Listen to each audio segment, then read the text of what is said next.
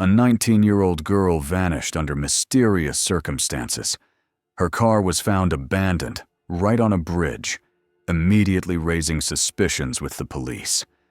Despite all efforts by law enforcement, the search yielded no results and seemed hopeless. This continued until an unexpected twist in the investigation shook the detectives and helped shed light on what had happened.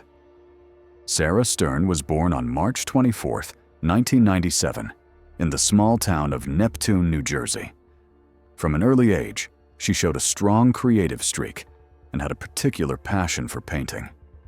In addition to her artistic interests, she was active in sports. During high school, she was a member of the school's swim team and participated in other athletic activities.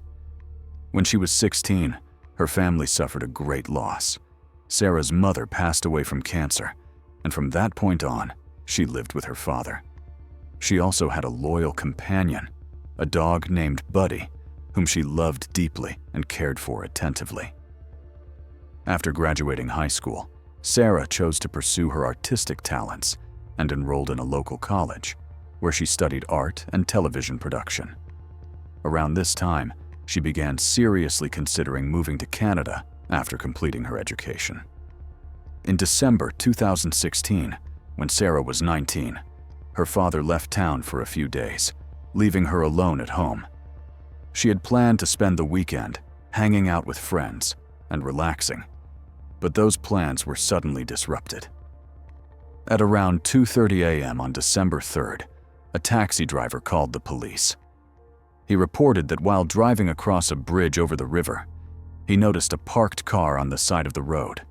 It was empty and looked abandoned. This struck him as suspicious, so he decided to call emergency services. An officer was dispatched to the scene immediately.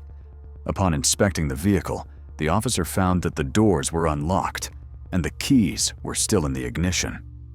Using the license plate number, police determined that the car was registered to an 86-year-old woman named Lily Stern. Officers went to her home to find out how the car ended up on the bridge and whether it had any connection to Sarah's disappearance. The elderly woman quickly explained that her granddaughter, Sarah, had been the last person to use the vehicle. She had been trying to contact Sarah by phone, but wasn't getting any response. Together, they went to Sarah's house, but she wasn't there either. Based on the limited information they had at the time, investigators developed an alarming theory. Perhaps Sarah had deliberately driven to the bridge, left the car, and jumped into the water. However, the police didn't settle on just one theory and began exploring other possibilities. Detectives started piecing together the events of the previous day, trying to determine what Sarah had been doing. They considered that she might have simply stayed over at a friend's place and began questioning those in her social circle. Through this process, they learned that Sarah had spent most of the day with her best friend, a young man named Liam. Early that morning, police went to Liam's house. He told them he hadn't seen Sarah since the previous evening. According to him, they had spent the first part of the day together at her home, and then he left for his evening shift at work and hadn't spoken to her since. The officers asked whether Sarah had been dealing with any problems or emotional struggles, and Liam provided quite a bit of information. Sarah and Liam had been best friends since first grade, and she often confided in him about her thoughts and feelings. He noted that the loss of her mother had deeply affected her, and since then, she had been in a state of sadness bordering on depression. Based on this, Liam didn't rule out the possibility that Sarah may have done something irreversible. But he also had another theory. He said that Sarah often talked about her desire to move to Canada as soon as possible. Just a few weeks before she went missing, Sarah had posted on social media that the move might happen sooner than she had expected. Based on that, Liam suggested that his friend might have simply run away from all the problems and stress that had built up in her life and gone to Toronto, cutting off contact with family and friends. After this conversation, the police received another important piece of information. Police spoke with Sarah's neighbor, who told them about something unusual that had happened that day. According to her, Sarah came over with an unexpected request. She brought a box containing items that had belonged to her recently deceased mother and asked the neighbor to keep them at her house without giving any explanation. The woman, who had been a close friend of Sarah's mother, agreed to help without asking questions. Her daughter also spoke to the officers and said she and Sarah had made plans to meet that evening, but Sarah never showed up. Detectives found this behavior odd, especially considering Sarah's sudden disappearance. The fact that she unexpectedly gave away cherished belongings of her late mother to a family friend only reinforced the theory that Sarah had either planned to disappear or might have done something far more serious. While some members of the police force focused on the possibility that she had run away, others launched a large-scale search operation. The first priority was to inspect the area beneath the bridge in hopes of recovering a body. But a major obstacle stood in the way: the river's strong and fast-moving current. If Sarah had entered the water around 2 a.m., her body could have drifted several kilometers downstream by morning.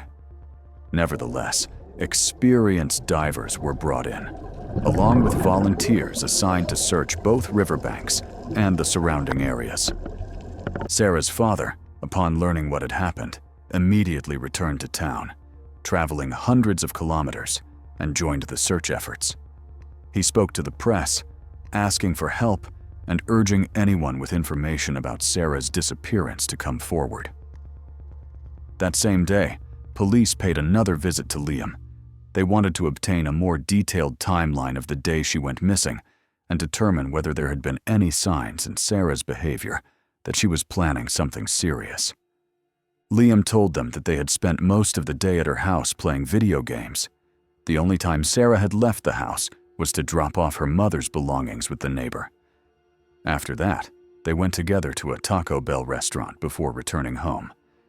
When asked about Sarah's emotional state, Liam shared some troubling details that raised red flags for investigators. According to Liam, after her mother's death, Sarah had once tried to seriously harm herself, but had survived. He also said that one of the sources of her emotional distress was a strained relationship with her father. After her mother passed away, Sarah received a sum of money as an inheritance, but according to her, her father would occasionally take some of it without her permission.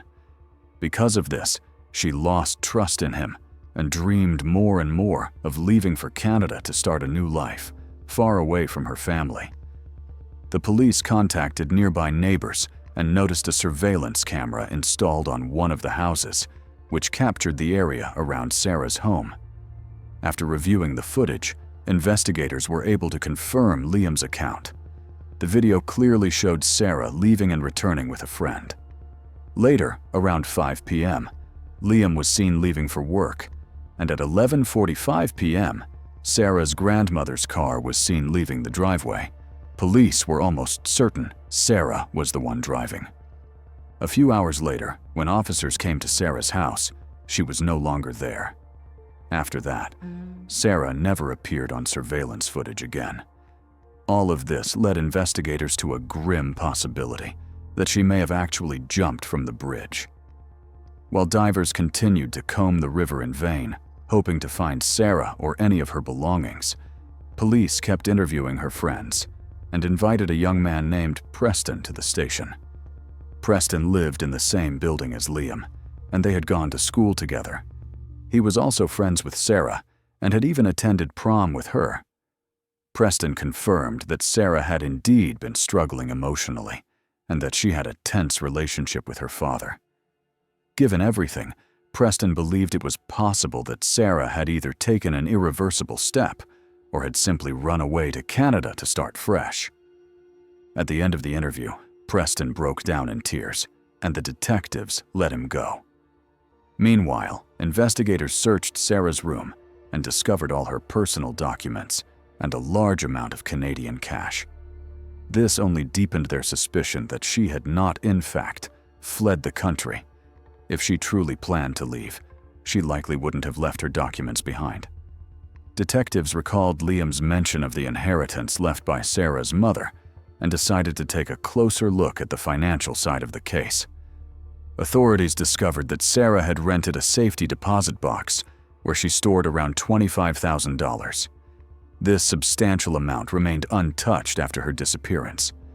If she had truly intended to flee the country, it would have made sense for her to take that money with her. However, the unexpected revelations didn't end there. Detectives found out that on the day before her disappearance, December 2nd, Sarah had visited her bank. After obtaining surveillance footage, investigators saw her entering the bank for just a few minutes, but the exact reason for her visit remained unclear. Since she had spent that day with Liam, the police contacted him again to ask why he hadn't mentioned this detail earlier.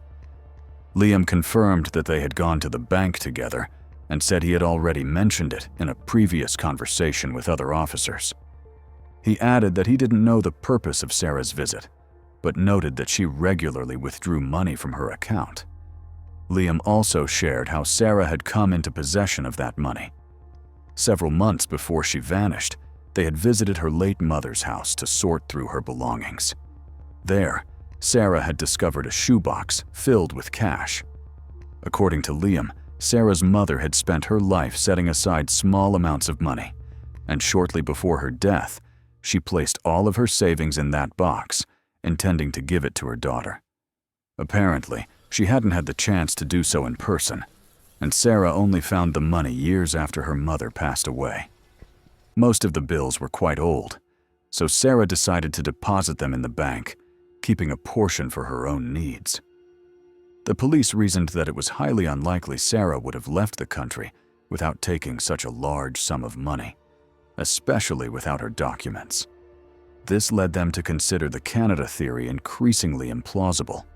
Similarly, the idea that she had jumped from the bridge began to raise more doubts. Investigators continued to interview Sarah's acquaintances and friends, and nearly all of them described her as cheerful and content, not someone prone to despair. No one in Sarah's close circle noticed any signs of depression or self-destructive behavior. On the contrary, some friends said that after her mother's death, Sarah seemed to value life even more and cherished every moment of it. Her father insisted that there had been no conflicts between them and denied ever taking money from his daughter. He also said he saw no signs in her behavior that pointed to deep emotional distress or psychological issues. Meanwhile, the search efforts continued day after day, but no trace of the girl could be found. Divers combed the river with no success. Neither Sarah's body nor any of her belongings were discovered. Investigators speculated that the current might have carried her far out into the ocean, which would reduce the chances of finding her to nearly zero. The search went on for over a month. Her family and friends still held out hope, believing that she might be alive. But 5 weeks after her disappearance, the case took an unexpected turn. A young man named Anthony came forward, a former classmate of Sarah's and a close friend of Liam's. He was passionate about filmmaking, especially the horror genre, and often collaborated with Liam on plot ideas for their future projects. A few weeks before Sarah went missing, Liam had told Anthony a story about a boy who kills his girlfriend and then throws her body off a bridge. At the time, Anthony didn't think much of it. Such gruesome stories were common between them, and he didn't even realize right away that Sarah had gone missing. They hadn't been close in school, and after graduation, they lost contact. But soon, Liam began acting strangely. He messaged Anthony several times, asking whether the police had tried to contact him. At first, Anthony didn't understand the reason behind these messages, until he learned that Sarah had disappeared at the bridge. That's when he remembered Liam's story, and immediately went to the police to share what he knew. After that, detectives concluded that the case most likely wasn't about a runaway or an accident. It was a homicide. However, the investigation immediately ran into several serious challenges that hindered further progress. First, Sarah's body still hadn't been found. which significantly complicated the investigation and left the police without any concrete evidence. Second, even if Liam was suspected of being involved in Sarah's disappearance, there wasn't a single piece of direct evidence that could tie him to the crime. Without proof, it was impossible to charge him, and the case stalled. That's when detectives began exploring new tactics and turned to Anthony for help. They understood that their only real chance of uncovering the truth was to try and get a confession from Liam himself. The initial plan was to extract a confession over the phone. With detectives present, Anthony called Liam on speaker and told him a fabricated story, that his camera had broken and he urgently needed money. He asked if Liam could lend him a large sum. This cover story was developed by investigators who believed Liam might have had a financial motive. Perhaps he'd wanted to get his hands on some of Sarah's money. However, Liam immediately suggested meeting in person, clearly worried that their call might be monitored. Realizing the suspect was afraid of phone surveillance, the police shifted to a face-to-face strategy. They asked Anthony to meet with Liam in person, continuing with the camera story in hopes of getting him to talk. A hidden camera was secretly installed in Anthony's car to monitor the meeting. He went to the designated location, and soon Liam got into the car. From the very beginning, Liam started looking for bugs. He told Anthony that the FBI was watching him and insisted on checking for any listening devices. He thoroughly examined the area near the driver's seat and even inspected Anthony's clothes, but failed to find the hidden camera. Afterward, he apologized for the paranoia and warned his friend to be careful. But instead of sticking to the story about the broken camera, Anthony directly asked him what was really going on. That's when Liam suddenly began to talk. And what he said shocked not only Anthony, but the detectives monitoring the conversation. Liam admitted that everything that happened to Sarah had been premeditated. He had planned it all months before her disappearance. He knew the police would eventually come after him, and his main goal had always been to deflect suspicion. Then Liam confessed that what frustrated him the most was how little money he had gotten in the end. He had expected to find a much larger amount in Sarah's home. He was hoping for something around $100,000, or at least half that. But when he took the money from the two safes, there was only about $10,000. He also complained that the bills were badly worn, and he was afraid to spend them in case the police could trace them. Anthony played along and asked where the money was now. Liam explained that at first he kept the money at his house, but eventually decided to move it, as he no longer trusted his accomplice, a man named Preston. When asked who Preston was and what role he played, Liam revealed that Preston had helped him organize the entire crime. He added that just a few hours earlier, they had tried to rob a local drug dealer by breaking into his house, only to find out the man had recently moved out. Liam then said that they had thrown Sarah's body off the bridge and that it had never resurfaced. Anthony said very little, but Liam continued talking, gradually recounting what had happened on the day of the crime. He said Sarah had gone to the bank and withdrawn part of her money. Then they returned to her house, where they counted the cash. After that, Sarah picked up the bills and headed for the door. But at that moment, Liam came up behind her and began to strangle her. He admitted he was worried about how her dog, Buddy, would react. But to his surprise, the dog simply watched without making a sound. Liam expected the murder to take just a couple of minutes, but Sarah kept breathing. So he stuffed a piece of shirt into her mouth to muffle the sounds. He even set a timer on his phone to track how long it would take. The process lasted nearly half an hour. After finishing the murder, Liam dragged the body into the bathroom and left for work to create an alibi. On the way to work, he realized he had lost his phone. Presumably, he had dropped it somewhere inside Sarah's house. That's when Preston stepped in. While Liam was at work, Preston entered the girl's house and moved the body from the bathroom to some bushes near a bridge. Liam feared the police might find his phone in the house, so he left work multiple times to go back and search for it. During this time, He stayed in contact with Preston, using walkie-talkies they had bought in advance to coordinate their actions. Eventually, Liam found his phone. It was lying on the lawn in front of Sarah's house. That night, after his shift ended, he returned to the house, carefully avoiding the neighbors' security cameras by sticking to areas outside their view. Quietly and quickly, he placed Sarah's body in the front seat of her car, intending to drive it to the bridge, where Preston was supposed to be waiting. Once he saw that there were no other cars nearby, Liam began pulling the body out of the car.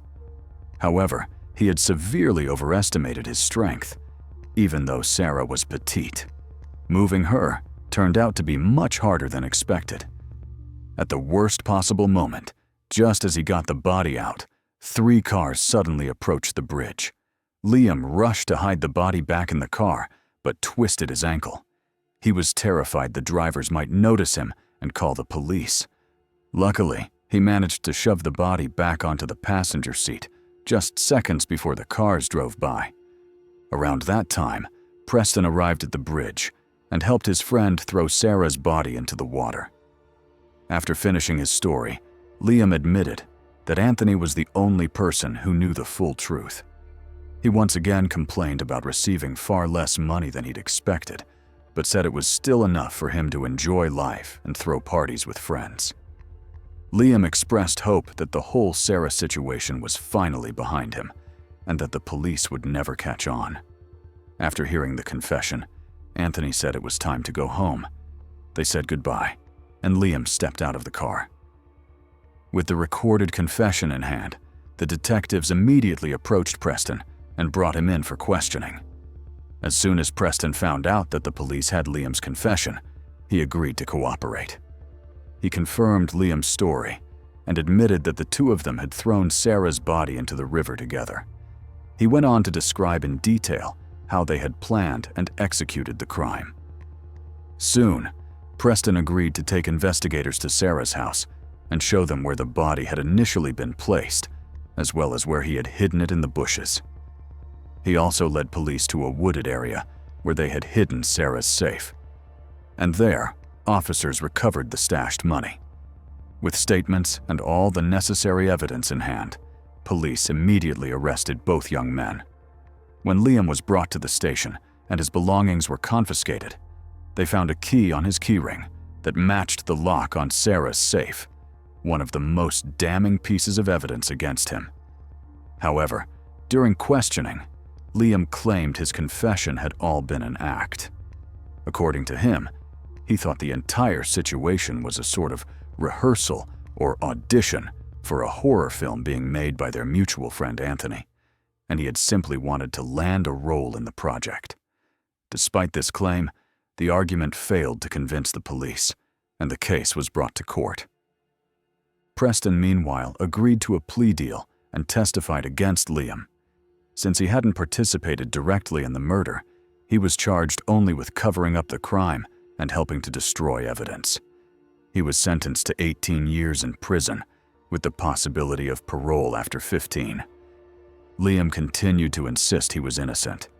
His attorney tried to leverage the fact that Sarah's body had never been found to cast doubt on whether she was really dead. They also repeated the audition story, hoping to plant uncertainty in the minds of the jurors. But those arguments failed to sway the court, and Liam was sentenced to life in prison without the possibility of parole, along with an additional 10-year sentence. After the verdict, Liam's mother continued to defend her son's innocence. She gave numerous interviews, claiming he had nothing to do with what happened. She believed Sarah might have simply walked away from her life and would someday return. And when that happened, she said, people would owe her son an apology.